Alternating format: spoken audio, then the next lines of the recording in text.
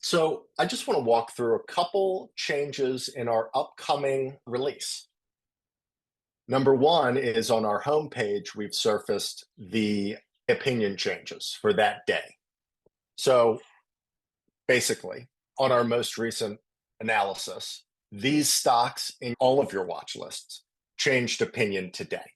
This information is normally sent out in our nightly email where you get a similar rundown of all of the stocks that changed opinion. Now we surface that as well on your homepage, so it's nice and easy to find. One other thing that you might notice here is we visualize the power rating, which is a very important rating.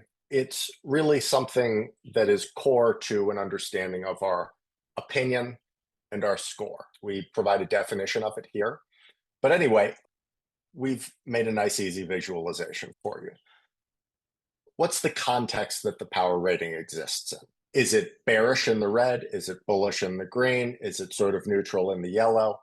It takes a number and provides a bit more context to it to help users understand what it means exactly. Another thing that's new is the old interface. You could search for stocks here. There was a search bar. We've made what's called universal search. So up here, you can type in a symbol. And anywhere on the site, you can put in a symbol, and it's going to take you to our second opinion page. Previously, that was on home. Now it's everywhere. So it's just a convenience. On the second opinion page, we've also made some design improvements.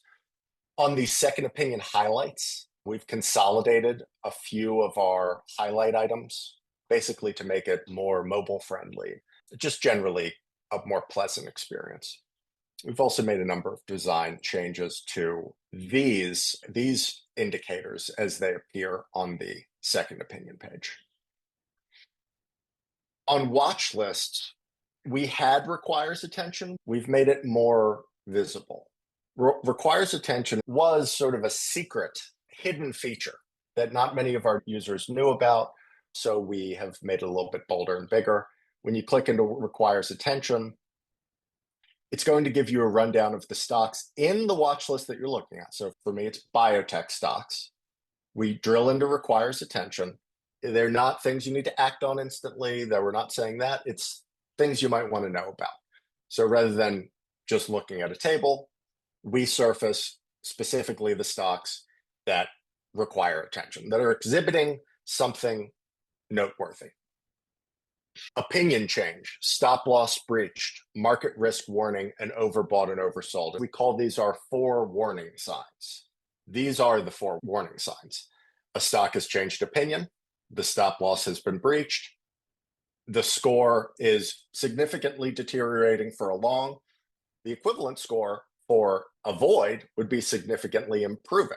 So if you have a short position on an avoid, significant improvement is bad. We want to bring that to your attention. And finally, what is its overbought, oversold condition, basically? Is it overbought or is the stock oversold? It shows me the stocks that have experienced an opinion change during our most recent analysis. Stocks who are either above or below their stop for an avoid, being above the stop is a bad sign. For a long, being below the stop is a bad sign. So anyway, we've surfaced that in requires attention.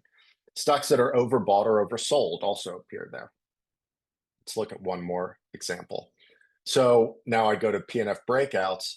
This shows me stocks. So we have our opinion changes. We have our stop loss breached. It's a long. The stop is 672.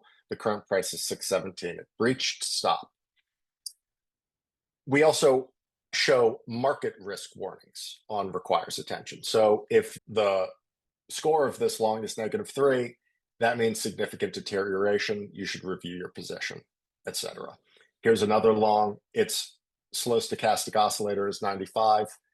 We consider that overbought. It's just something to bring to your attention. Finally, on trading ideas and advanced tools, we have tried to make this a little bit easier to navigate. So we have something like 70 screens. So we've broken them out into, you can view all of the screens, So you would click here to, here's all of the various screens.